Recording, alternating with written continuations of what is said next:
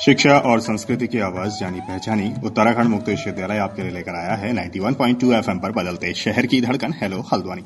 नमस्कार दोस्तों, दूरस्थ एवं मुक्त शिक्षा और संस्कृति की आवाज़ ये है उत्तराखंड मुक्त विश्वविद्यालय का community radio hello Haldwani 91.2 megahertz की फ्रीक्वेंसी पर आप इसे सुन पाते हैं। कार्यक्रम चल रहा है विश्वविद्यालय परिसर से और आज हमारे साथ हमारे खास मेहमान हैं उत्तराखंड मुक्त विश्वविद्यालय में पर्यटन विभाग में assistant professor doctor Akhilesh Singh. Doctor Akhilesh Singh, आपका बहुत बहुत स्वागत है हमारे इस कार्यक्रम में। बहुत बहुत धन्यवाद सुनीता जी। तो दोस्तों, आज हम बात करने वाले हैं एक खास मौके, एक खास घटना के बाद हम यहाँ पर बैठे हैं और यूनेस्को ने विश्व धरोहर शहरों की सूची में मध्य प्रदेश के ऐतिहासिक शहर ग्वालियर और ओरछा को शामिल किया है। अभी दिसंबर पहले सप्ताह की बात है, तो काफ़ी एक खुशी की लहर है तमाम भारतीयों में। तो इस पर आज हम जानेंगे पर्यटन के लिहाज से ये कितना महत्वपूर्ण फैसला है और इसके बारे में तमाम सारी जानकारी अखिलेश जी हमें देंगे। अखिलेश जी, सबसे पहले तो हमारे श्रोताओं के लिए आप ये बताएं कि जो ये यूनेस्को ने जो दिया है ये क्या है पूरी परिघटना और कब कब ये किन किन शहरों को अभी तक यूनेस्को ने दिया गया है और अभी तक अभी जो दिया है वो क्या परिघटना है? जी धन्यवाद सुनीता जी। मैं बताना चाहूँगा कि अभी लास्ट वीक ओरछा और ग्वालियर, जो कि दोनों ही शहर हमारे मध्य प्रदेश में सिचुएटेड हैं, इन दोनों को वर्ल्ड हेरिटेज सिटीज का रिकग्निशन दिया गया है यूनेस्को के द्वारा।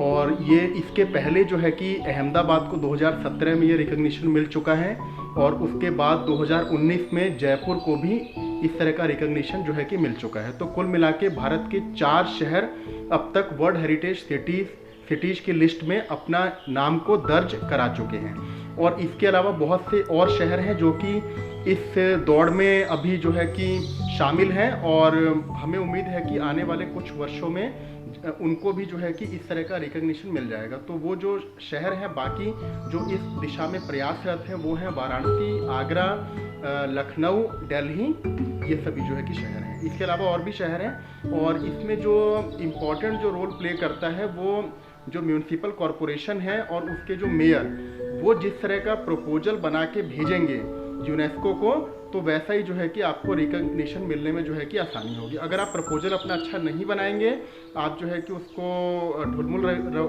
रवैया आप अपनाएंगे, आप उससे आधा अधूरा बनाएंगे, इनकम्प्लीट बनाएंगे, अट्रैक्टिव बनाएंगे, तो वो जो है कि रिकग्निशन भी आपको मिलने में डिले होगा या फिर रिकग्निशन आपको नहीं मिलेगा। तो ये पूरी रिस्पॉन्सिबिलिटी होती है सिटी के म्यूनिसिपल कॉरपोरेशन और मुख्यतः मेयर की।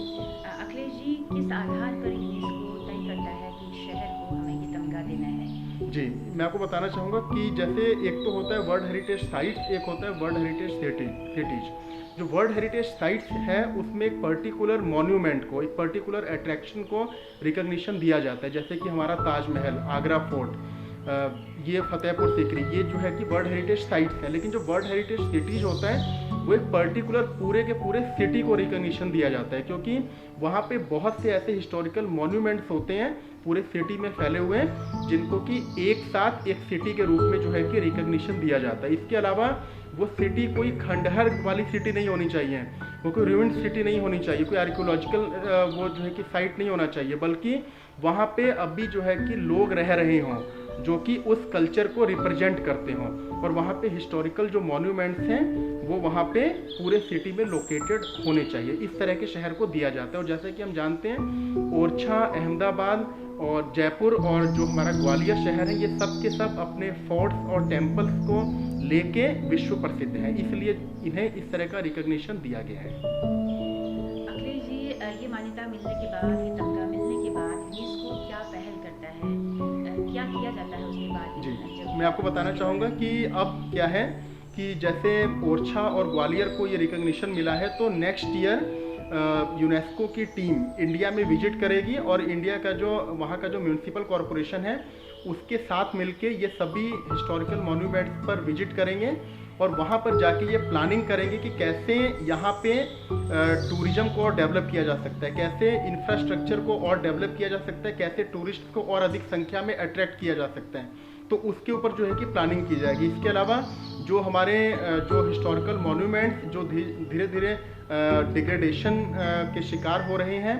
इसके अलावा जो पेंटिंग्स हैं जो धीरे धीरे फेडेड हो रही हैं, तो उनको किस तरह से वापस उभारा जाए, कैसे उनको रिकंस्ट्रक्ट किया जाए, इसके ऊपर वो जो है कि काम करते हैं। इसके अलावा केमिकल ट्रीटमेंट के बारे में जो है कि वो बताएंगे। इसके अलावा पूरा जो है कि प्लान तैयार किया जाता है, और इसमें अगर जो सिटी है उसको अगर फंडिंग को लेके प्रॉब्लम आ रही है तो फंडिंग की फैसिलिटी भी जो है कि यूनेस्को प्रोवाइड करता है। इसके अलावा ट्रेनिंग की अगर आपको आवश्यकता है अपने एम्प्लॉयज़ के लिए, तो ट्रेनिंग की फैसिलिटी भी वो जो है कि यूनेस्को प्रोवाइड करता है। तो ये सभी जो है कि हैं जो कि यूनेस्को के द्वारा दिया जाता है। अखिलेश जी, होता ये है कि कई बार जब हम पुनर्निर्माण करते हैं शहरों का, तो जो उसका जो मूल होता है, मूल तत्व, वो कहीं ना कहीं गायब हो जाता है।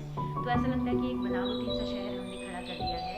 तो ग्वालियर जो कि ऐतिहासिक एक नगर है, किलों के लिए जाना जाता है, ओरछा मंदिरों और महलों के लिए जाना जाता है, तो क्या हम उस मौलिकता को, ये जो केमिकल ट्रीटमेंट होता है, क्या वो मौलिकता बनी रहती है इससे उसकी? बिल्कुल, बल्कि मैं बताना चाहूँगा कि जब आप केमिकल ट्रीटमेंट वगैरह करते हैं तो ऐसा नहीं है कि आप कुछ चेंज कर देंगे, आप कोई नया मॉन्यूमेंट बनाने जा रहे हैं। जो मॉन्यूमेंट है वो एज इट इज़ वैसा ही रहेगा, उसकी सस्टेनेबिलिटी का पूरा ध्यान रखा जाता है।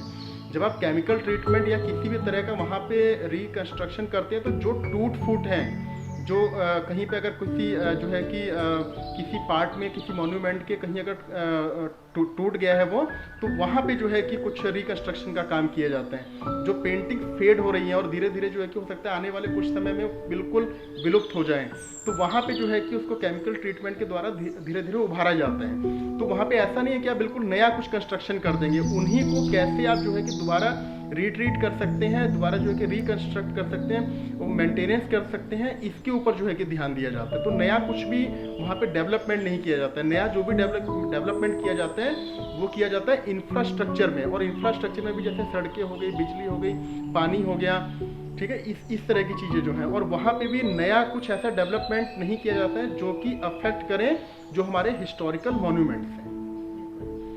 अखिलेश जी, जब ये फैसला आया था तो किस तरह का रिएक्शन था उत्तराखंड समेत भारत में पूरे? और इसके अलावा आपने कहा कि अहमदाबाद और गुजरात, अहमदाबाद, ग्वालियर, ओरछा और जयपुर। तो अहमदाबाद और जयपुर को जो मिला था ये तमगा, वो कब मिला है? और हर साल क्या यूनेस्को इस तरह के खोजें करता है क्या?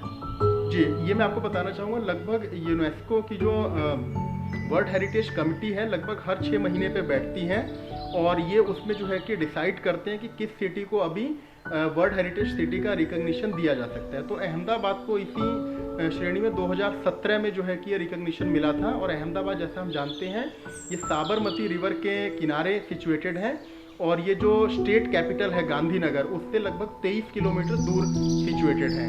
और जैसा कि हम जानते हैं कि अहमदाबाद और गांधीनगर दोनों को ट्विन सिटी के नाम से भी जाना जाता है। इसकी स्थापना लगभग 600 साल पहले 15th सेंचुरी में सुल्तान अहमद शाह ने जो है कि इसको डेवलप किया था। और यहाँ के जो म्यूनसिपल कमिश्नर हैं मुकेश कुमार जी, उनकी अगर माने तो यहाँ पे लगभग 2600 हेरिटेज साइट्स या फिर हिस्टोरिकल मॉन्यूमेंट सिचुएटेड हैं, जिसमें से 2 दर्जन जो है कि ASI प्रोटेक्टेड मॉन्यूमेंट्स हैं। और इसमें जो इम्पोर्टेंट हिस्टोरिकल मॉन्यूमेंट्स हैं अहमदाबाद के, वो हैं साबरमती आश्रम, भादरा फोर्ट, 3 दरवाज़ा, सारखेज रोजा, जामा मस्जिद, रानी नो हजीम, सिद्दी सैयद मॉस्क, झूलता मीनारा, ये सभी जो है कि यहाँ पे सिचुएटेड है। फिर रही बात जयपुर की, तो जयपुर जो है कि 1727 में समाई राजा जयसिंह द्वितीय ने इसको स्थापित किया था। और यहाँ के जो इम्पोर्टेंट हिस्टोरिकल मॉन्यूमेंट्स हैं वो हैं Amer fort, Nahargarh fort, Jaigarh fort, palace of wind, city of palace और जंतर मंतर। ये जो है कि इम्पोर्टेंट हिस्टोरिकल मॉन्यूमेंट्स, और ये सभी जो है कि पूरे सिटी में लोकेटेड हैं, जिस कारण से इसको जो है कि वर्ल्ड हेरिटेज सिटीज़ का रिकग्निशन मिला है यूनेस्को के द्वारा। अखिलेश जी, बहुत सारी जानकारी आपने दी। मैं चाहती हूँ कि जो टूरिज्म है शहरों को जानने का, घूमने का, ये किस तरह के टूरिज्म के अंतर्गत आता है और लोगों में कितना रुचि है इस टूरिज्म की? जी, जब भी हम किसी शहर के हिस्टोरिकल मॉन्यूमेंट्स को देखने जाते हैं, या फिर वहाँ के जो लोकल क्यूजीन्स को देखने के लिए, वहाँ के डांस, म्यूजिक, फॉल्कलोर को देखने के लिए, इन सब चीज़ों के लिए जाते हैं, तो वो सभी तरह का टूरिज्म कहलाता है कल्चरल टूरिज्म। तो अहमदाबाद, जयपुर, ओरछा, ग्वालियर, ये सभी जो है कि कल्चरल टूरिज्म के लिए वर्ल्ड फेमस हैं। और क्योंकि यहाँ पे फोर्ट्स हैं, टेम्पल्स हैं, जैसा कि ओरछा में राम राजा टेम्पल है, लक्ष्मी नारायण टेम्पल है, चतुर्भुज टेम्पल है, राय प्रवीण महल है, राजा महल है, जहांगीर महल है। तो इसी तरह से ग्वालियर में ग्वालियर फोर्ट है, जय विलास पैलेस है, गुजारी महल है, तानसेन मेमोरियल है, सन टेम्पल है और रानी लक्ष्मीबाई की समाधि है। तो ये सभी जो है कि जो मॉन्यूमेंट्स है वो सभी आ गए हमारे कल्चरल टूरिज्म के पार्ट हैं। तो जब भी कोई टूरिस्ट इन सब चीज़ों को देखने जाएगा तो वो कल्चरल टूरिस्ट कहलाएगा। मुझे लगता है कल्चरल के साथ में ये हिस्टोरिकल भी कहा जाएगा। हिस्टोरिकल भी कह सकते हैं, बिल्कुल, क्योंकि क्योंकि हिस्ट्री को रिप्रेजेंट कर रहा है, इसे हिस्टोरिकल भी कह सकते हैं और वैसे जो है कि हम लोग इसे कल्चरल टूरिज्म कहते हैं। और इंडिया में जैसा कि हम जानते हैं, इंडिया कल्चरल टूरिज्म के लिए ही पॉपुलर है। इंडिया में नेचुरल टूरिस्ट अट्रैक्शंस भी बहुत हैं, लेकिन नेचुरल के मुकाबले कल्चरल टूरिज्म जो है कि इंडिया का ज़्यादा पॉपुलर है, क्योंकि पूरे जितने भी टूरिस्ट हैं इंडिया में वो सभी यही हिस्टोरिकल मॉन्यूमेंट्स और जो है कि हमारे क्यूजीन्स, हमारे डांस, म्यूजिक, इन सब चीज़ों को देखने के लिए आते हैं। जब हम टूरिज्म की बात करते हैं या फिर हम कल्चरल टूरिज्म की बात करते हैं तो तब उसका एक सबसे महत्वपूर्ण पहलू क्या होता है? मुझे लग रहा है मैं गाइड की तरफ इशारा कर रही हूँ। जो गाइड होता है बताने वाला, उसकी कितनी महत्ता है टूरिज्म में? जी, गाइड जो है कि वो रिप्रेजेंटेटिव होता है अपने नेशन का या फिर एक पर्टिकुलर डेस्टिनेशन का। गाइड अगर गलत इन्फॉर्मेशन देगा और अगर टूरिस्ट को पता लग गया, वो बाद में स्टडी करके या फिर वेबसाइट वगैरह पे सर्च करके उसे पता लग जाता है कि गाइड ने गलत इन्फॉर्मेशन दी है, तो उससे पूरे कंट्री का इमेज गलत बनता है, क्योंकि टूरिस्ट बहुत ज़्यादा लोगों के संपर्क में नहीं आते हैं। जब टूरिस्ट गाइड और एस्कॉर्ट की हेल्प लेता है तो वो लोकल लोगों से जो है कि बात कम कर पाते हैं या उसे उतना जो है कि चांस नहीं मिलता है कि वो लोकल लोगों से बात करे, क्योंकि वो गाइड और एस्कॉर्ट उसकी हेल्प करते हैं लोकल लोगों से जो है कि बात करने में। तो अगर गाइड और एस्कॉर्ट ही गलत इन्फॉर्मेशन देंगे तो इससे जो डेस्टिनेशन या कंट्री की इमेज है वो नेगेटिव बनेगी। तो इसीलिए गाइड और एस्कॉर्ट्स को हमेशा सही जानकारी देनी चाहिए और जो है कि ताकि वो कंट्री की इमेज जो है कि अच्छी बना सके टूरिस्ट की नज़रों में। जब कोई हिस्टोरिकल प्लेस इस तरह से कोई धरोहर सूची में शामिल होता है तो क्या उनकी तरफ से कोई ऐसी कोशिशें की जाती है कि अच्छे गाइड रखने हैं, क्या उनको ट्रेनिंग दी जाती है, क्या इस और भी कोई काम किया जाता है? जी बिल्कुल, गाइड्स तो देखिए जितने भी होते हैं हिस्टोरिकल मॉन्यूमेंट्स पे सबके सब अप्रूव्ड गाइड्स होते हैं, सबके सब रिकॉग्नाइज्ड गाइड्स होते हैं स्टेट गवर्नमेंट के द्वारा या फिर रीजन वाइज, जैसे कि नॉर्थ, साउथ, ईस्ट, वेस्ट जो है कि अलग अलग जो इसमें निकलते हैं फॉर्म वगैरह। तो जब आप इसे क्वालिफाई करते हैं एग्ज़ाम को, फिर आपको प्रॉपर ट्रेनिंग दिया जाता है, आप एग्ज़ाम क्वालिफाई करते हो तभी आपको लाइसेंस मिलता है। तो जितने भी हमारे ASI के मॉन्यूमेंट्स हैं वहाँ पे आपको अप्रूव्ड गाइड्स ही मिलते हैं। हाँ, इसके अलावा जैसे कि आपने बताया कि रिकॉग्निशन के बाद, तो बिल्कुल रिकॉग्निशन के बाद आप आज देख सकते हैं वेबसाइट पे, यूट्यूब पे, न्यूज़ में ओरछा और ग्वालियर को जो ये रिकॉग्निशन मिला है उससे रिलेटेड न्यूज़ भरी पड़ी है।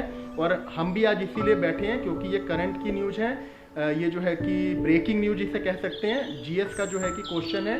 तो ये जो है कि आज इसके बारे में सभी लोग जानते हैं और इस कारण से अब ग्वालियर और ओरछा में जो टूरिस्ट का मूवमेंट है वो आने वाले समय में और अधिक बढ़ेगा। तो काफ़ी खुशी की खबर है और उम्मीद है कि हमारे और भी तमाम शहर इस सूची में जल्दी ही शामिल होंगे। जैसा कि आपने कहा कि वाराणसी होने वाला है। जी, वाराणसी, ग्वालियर, आगरा, दिल्ली, ये और इसके अलावा बहुत सारे और शहर, ये तो मैंने सिर्फ 3-4 के जो है कि नाम लिए, बाकी हमारा हरिद्वार भी आ सकता है, ऋषिकेश भी हो सकता है कि उसके लिए भी प्रयास किया जा रहा होगा। तो जितने भी सिटीज के म्यूनिसिपल कॉरपोरेशन जो है कि इसके लिए प्रयासरत होंगे तो उनको जो है कि मिलेगा।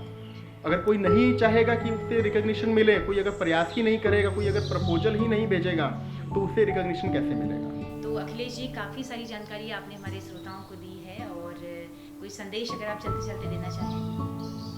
संदेश क्या, बस मैं यही कहूँगा कि देखिए हिस्टोरिकल मॉन्यूमेंट रहेगा किसी शहर में तभी उससे रिकॉग्निशन मिलेगा, चाहे वो वर्ल्ड हेरिटेज साइट्स का रिकॉग्निशन हो या वर्ल्ड हेरिटेज सिटी का रिकॉग्निशन।